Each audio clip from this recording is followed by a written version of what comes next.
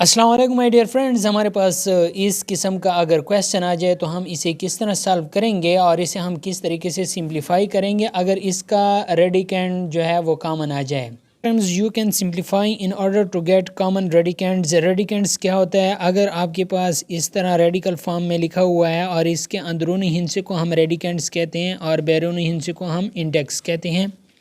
इसके अलावा ये जो सिंबल है ये रेडिकल सिंबल कहलाता है और ये जो फॉर्म है ये रेडिकल फॉर्म है और ये वाला फॉर्म हमारे पास एक्सपोनेंशियल फॉर्म है। सो दोस्तों, अगर आपके पास इस तरह का क्वेश्चन आ जाए कि 5√3 प्लस √12, सो इसे हम किस तरह सॉल्व करेंगे?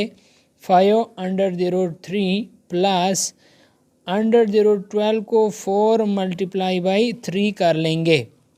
सो दोस्तों, अगर इसका हम ये रेडिकल फॉर्म सिंबल सॉल्व करते हैं तो इसका हमारे पास कितना आ जाएगा?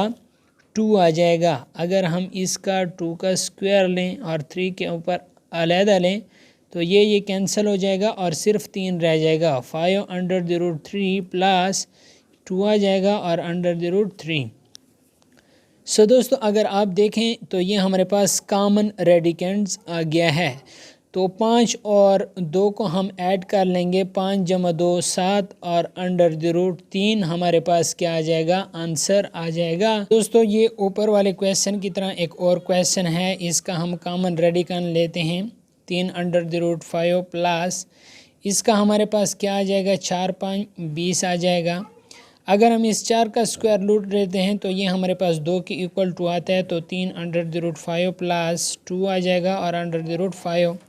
सो दोस्तों, इसका रेडिकेंड कॉमन आ गया है तो 3 और 2 को ऐड कर लेंगे तो ये 5 √5 हमारे पास क्या आ जाएगा? आंसर आ जाएगा। सिंपल सिंप्लीफिकेशन है रेडिकेंड की।